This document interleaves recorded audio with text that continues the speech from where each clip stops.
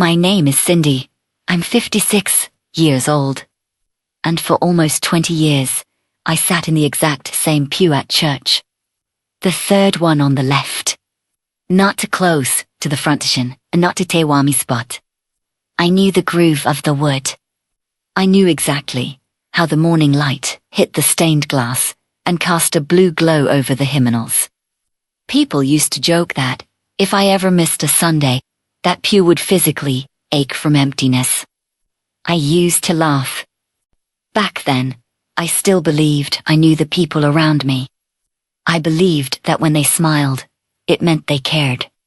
I believed that our little community was a fortress. That we protected our own, and above all, I still believed that certain secrets were safe. I was so incredibly wrong. When my marriage ended, it wasn't a spectacle. It wasn't like in the movies. There was no screaming. There were no broken plates. No dramatic scene at the front door with suitcases in the rain. It was much facile. It was agonizingly slow. Like watching an entire house sink into the earth, millimeter by millimeter. While you stand in the living room without the power to stop it. After 31 years of marriage, I found myself sitting alone in the dark kitchen. The house was so quiet it rang in my ears. I was staring at a cold cup of coffee, the surface entirely still, thinking, so, this is how it ends. I remember staring at the floral wallpaper for several minutes, maybe hours. I didn't even know. Time stops making sense when your reality fractures. When you spend decades building a life next to someone, sharing bank accounts, sharing a bed, sharing a history. You never imagine that one day you'll have to learn how to exist in the world without them, but it happened. And when the divorce papers finally arrived in a thick, heavy manila envelope, I felt a paralyzing shame. A kind of shame that is thick, suffocating, and hard to explain, because I wasn't just losing a husband. I wasn't just failing at my marriage. I felt like I was letting everyone down. And mostly, I was terrified of the church.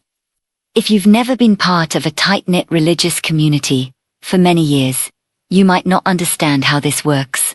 People know your story. They know your kids' names and where they go to college.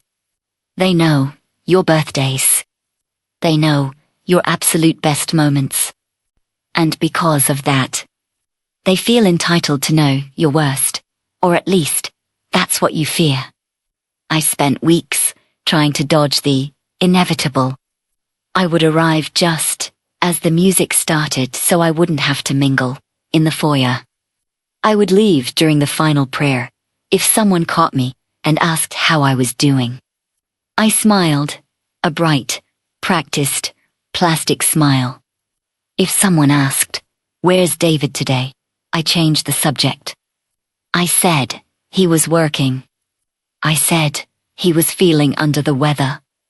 I became an absolute expert at pretending my world wasn't burning down. During that time, the paranoia started creeping in. Before anyone officially knew, I started feeling eyes on me. I'd catch Martha, the choir director, staring at me from the stage. I'd see Susan, who lived 3 streets over from me, whispering to the pastor's wife, while looking in my direction. Did Susan see the moving truck take his things away? Did the church treasurer notice that our tithe checks suddenly only had my name on them? Every whisper felt like a siren. Every side-eye felt like an accusation. But amidst all that terror, there was one person I trusted. One person. Just one. Mi beste fille. She and I had been through practically everything together. Birthdays, funerals, Christmases. We had cried over trouble with our kids. We had prayed over financial problems and health scares. We drank coffee on my porch for a decade. It was the kind of friendship that felt anchored in stone. It felt impossible to break. I believed I could tell her anything at all. The afternoon I finally broke down and told her about the divorce. It was raining. We were sitting in my kitchen. I cried, and I'm not a woman who cries easily. I hold things in, but that day, the dam broke. The words just poured out of me between sobs. I told her everything, the fear of growing old alone, the crushing loneliness, the overwhelming feeling of failure as a woman. I told her about the specific night it all finally broke, and a terrible argument we had about our savings, and most of all, I told her about the deep embarrassment I felt just imagining walking down the aisle of the church. As a divorced woman, she didn't judge me. She reached across the table. She held both of my hands tightly in hers. She looked deep into my tear-filled eyes. And she said exactly what my shattered heart needed to hear. Cindy, you can trust me. This stays between us. I remember the warmth of her hands to this day, because that promise was the weapon that would gut me later. In the days that followed, I tried to gather the pieces of my life. It wasn't easy. Every Sunday, when I parked in the church lot, my heart hammered against my ribs. I would sit in my car, with the engine off, for a full 5 minutes, gripping the steering wheel. Taking deep, shaky breaths, working up the courage to step out. Then, on Wednesday of the following week, during a midweek service, the subtle shifts began when I walked into the main hall. An older woman, Helen, who hardly ever spoke to me beyond a polite nod, marched straight up to me. She didn't say hello. She just wrapped her arms around me and pulled me into a hug. Not a normal hug. A tight, lingering, slightly rocking hug. The kind of hug you give a widow at a funeral. She patted my back, pulled away, looked at me with deep, pitying eyes, and whispered, "Bless your heart, Cindy. The Lord is close to the broken-hearted." I froze. I thought it was weird, but I reasoned with myself. Maybe she just meant it generally. A few minutes later, while I was grabbing a program, another church member, a man who never spoke to me without my husband present, came up. He placed a heavy hand on my shoulder, smiled a sad, tight smile, and said, "We are all praying for you. Cindy, a hedge of protection around your home." My stomach dropped into a bottomless pit. Première force d'auta thank you, but inside, the alarms were deafening, praying for me, praying for my home. Why? I walked to my pew, in a daze. I tried to rationalize it. Maybe, premier told myself. Maybe I'm just being overly sensitive and projecting my guilt. But then another person approached, then another, and another. All of them dripping with excessive kindness. All of them wearing that exact same mask of tragic concern. Let me know if you need any heavy lifting done around the house. If you ever need a shoulder to cry on, my door is open. They were polite. But they all seemed to possess a piece of knowledge I had never handed to them. I felt a hot flush of panic rising up my neck. It's a horrifying sensation. Like walking into a crowded room and realizing the hushed conversation was entirely about you. I wanted to believe I was overreacting, but my intuition was screaming. Someone had talked. And the terrible part was, I was surrounded by a sea of smiling faces, and I had no idea who the leak was. Was it Susan? Did she look through my windows? Was it the lawyer's secretary who attended the early service? Who was it? That's when I finally reached my usual pew. The third one on the left. And right there, sitting on the cushion where I had sat for 20 years, was an envelope, a plain, white envelope. No name, no return address. Just resting there, waiting for première piquée d'étape, my hambling. Inside was a small card with a single printed scripture about enduring marital trials and a $20 bill. In that instant, the illusion of safety shattered. Everyone knew. That week, I descended into a quiet madness. Every time my phone rang, I jumped. Every time I went to the grocery store, I wondered if the cashier from our congregation was judging my single portion meals. The church's concern had morphed into an absolute invasion. But nothing could have prepared me for Saturday. I was still in my pajamas, drinking my morning tea, when I heard a firm knock on the door. I peeked through the blinds of the living room window, and my heart stopped beating. Tricard. Parked in a line directly in front of my house. I slowly opened the door. There stood a group of 6 people from the church, some I had known for years. Others were members of a women's prayer circle I barely interacted with. They were all smiling, holding Bibles, their faces painted with that same terrifying, eager pity. One of the women, holding a foil-covered dish, stepped forward and took my hand. "Cindy, we know you're hurting. We've come to pray over your house." For a long, agonizing second, I couldn't speak. My throat closed up. I smiled. Because I am a 56-year-old woman who was raised to be polite, to be hospitable, to never cause a scene. But inside, I was screaming. I wanted the floorboards to open up and swallow me whole. They didn't wait for an invitation. They filed inside. They sat on my couches. They placed a heavy casserole on my dining table. Someone put a bouquet of lily on the counter. And anyone looking through the window would say, "What a beautiful, supportive church family." Maybe it was. Maybe, in their own twisted way, they truly thought they doing the Lord's work, but loved première felt en tête. I felt like an animal in a zoo exhibit. As they settled in, I caught the glances, the subtle, darting eyes scanning my living room, looking at the mantel to see if his pictures were gone, looking at the hallway. Those quick, hungry looks that said, "Look at her, the divorced woman, the broken home."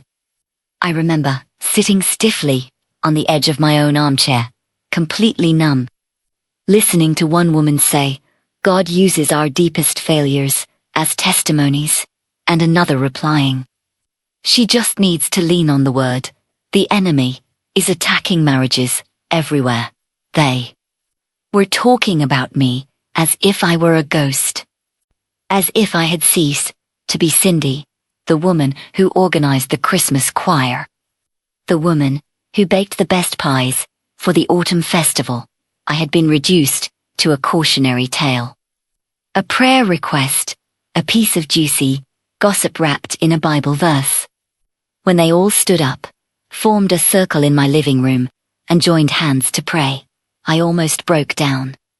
But I didn't cry because of the beautiful words they were praying over my life. I wanted to cry from the sheer humiliation. Because, as they prayed out loud, asking God to heal the financial disputes and mend the anger that tore this union apart, my blood ran cold. How did they know about the financial disputes? How did they know about the anger? My divorce wasn't just public knowledge anymore. It wasn't just a rumor that he moved out. The intimate, ugly, sacred details of my ruined life were circulating among people I had never, ever authorized to know. While they had their eyes closed, loudly rebuking the devil in my living room, my eyes were wide open. A single, burning question was echoing in my mind. Who told them? Because I had only given those specific details to one person. One. And in that horrifying moment, standing in the center of my invaded sanctuary, I thought back to the rainy afternoon at my kitchen table. I thought about the way she held my hand. I thought about the earnest look in her eyes. Sandy, you can trust me. I didn't want to believe it. My brain rejected it. I told myself, no, David must have told someone. Or maybe the lawyers leaked it. Not her, never her. But the seed of doubt had been planted, and its roots were growing fast. After the prayer group finally left, leaving behind the smell of lily and baked ziti, the house went dead silent again. I stood in the kitchen, staring at the foil-covered dish. I should have felt blessed, but I felt violated. I didn't sleep that night. I lay awake, staring at the ceiling, trying to piece the puzzle together.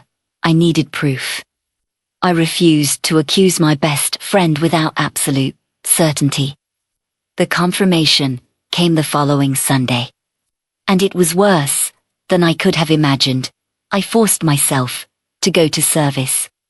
I walked through the heavy wooden doors, head held high, armor on.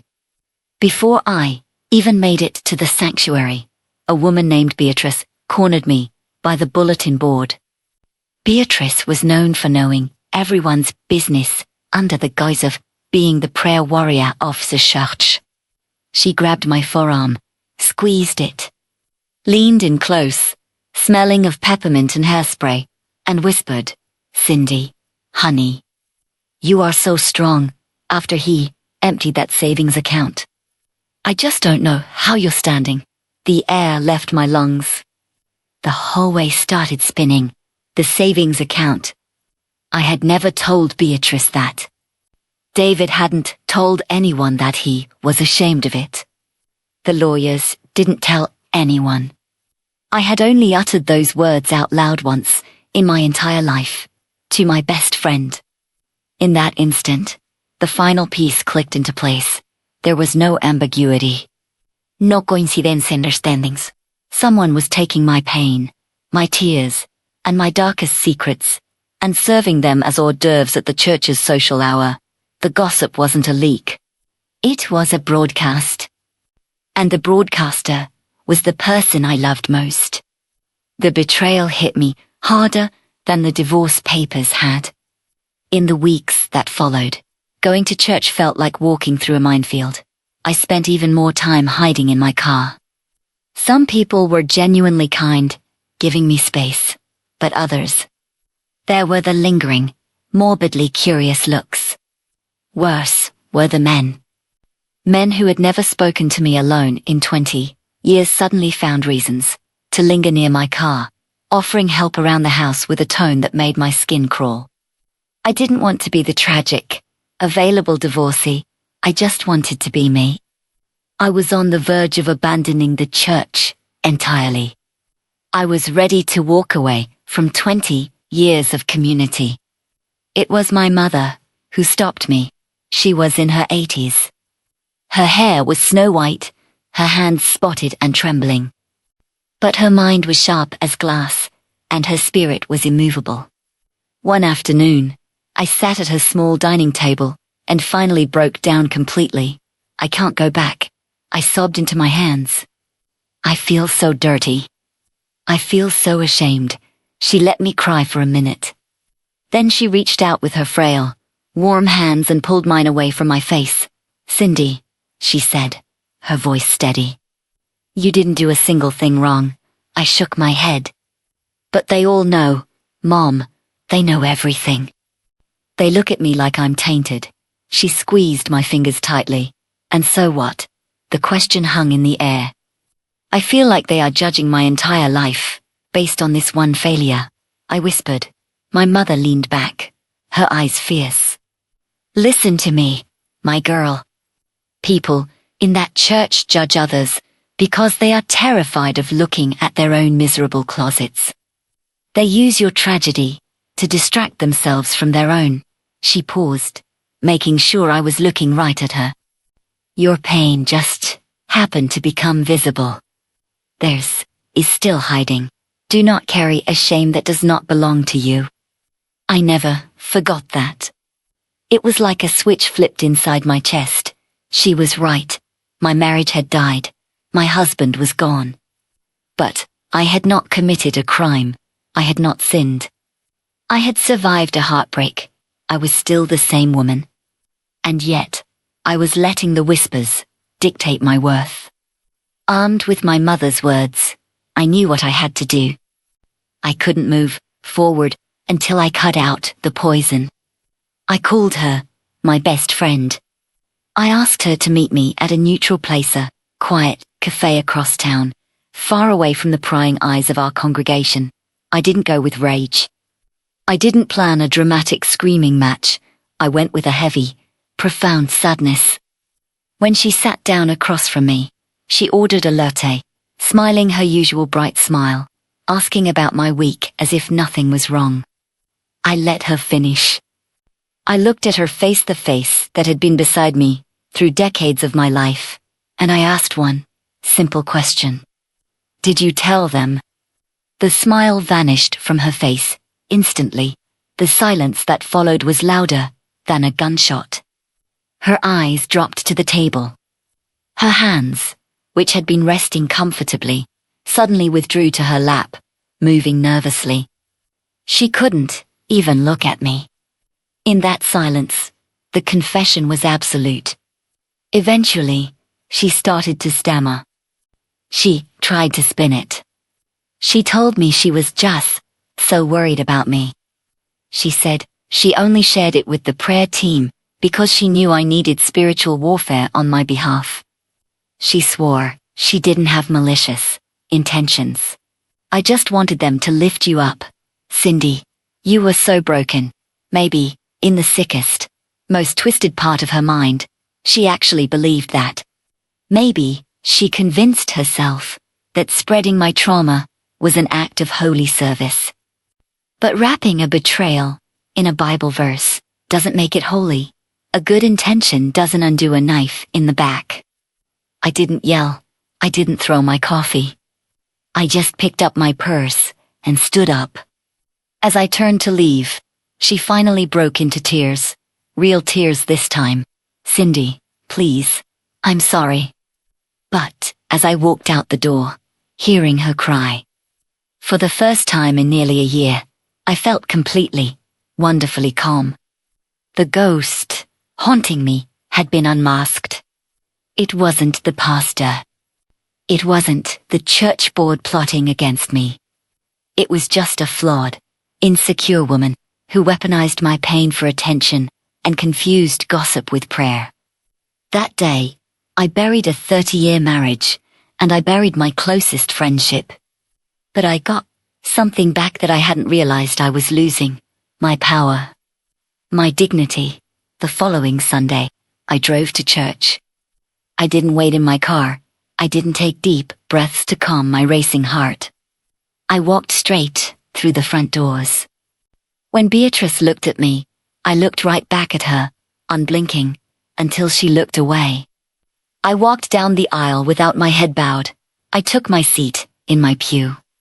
The third one on the left, the story of my divorce, did not define me. And the betrayal of a friend didn't define me, either. I never told anyone what she did. I didn't expose her to the pastor. I didn't tell the prayer circle.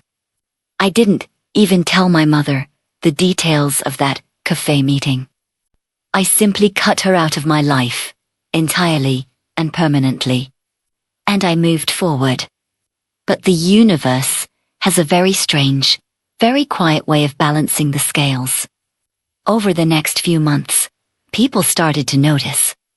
Not because I launched a smear campaign, but because she couldn't stop being who she was.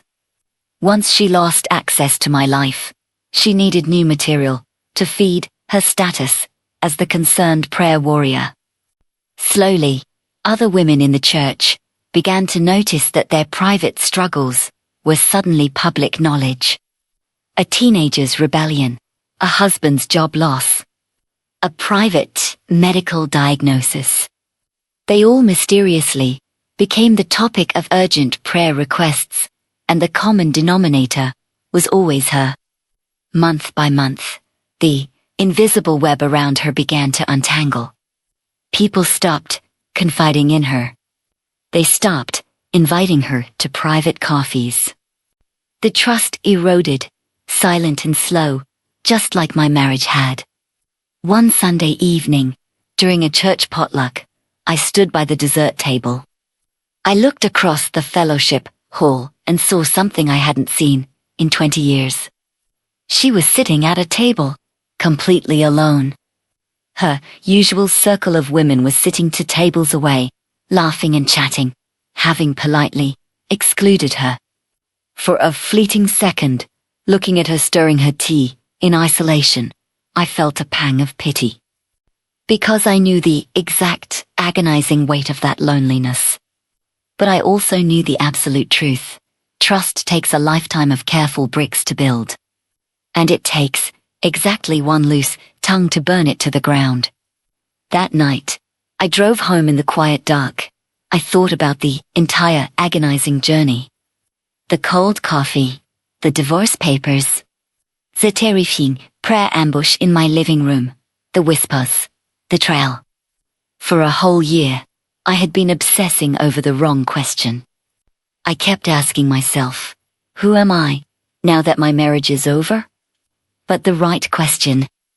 The only question that mattered was, who will I choose to become after surviving the fire? When I walked through my front door, I flipped on the lights. My mother was visiting, sitting in the kitchen, reading a book. She looked up over her glasses and gave me that warm, grounding smile. How was the service, honey? She asked. I put my keys in the bowl. I looked around my house. Mike Van Rosenhaus première smiled back. A real, deep smile that reached all the way to my eyes. It was genuinely good, Mom. She studied my face for a long moment. Then, she gently closed her book. You see, she said softly. The world didn't end. I let out a laugh, a loud, echoing, true laugh. It bounced off the walls of my kitchen. And in that pure, ringing sound, I realized the ultimate truth. My marriage was gone. My best friend was a stranger. But my life belonged entirely to me. My faith was intact. My dignity was bulletproof. The next morning, I woke up before the sun. I brewed my coffee.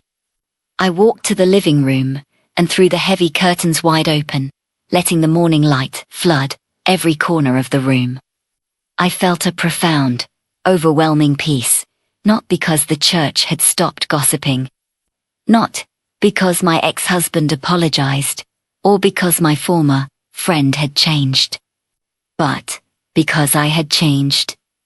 I had dropped the crushing boulder of shame that they had tried to strap to my back. I discovered that the end of one life is simply the raw material for the next. Here I am, 56 years old, divorced, alone, but for the first time in my existence première am fier. And I am so much freer than I ever dreamed I could be.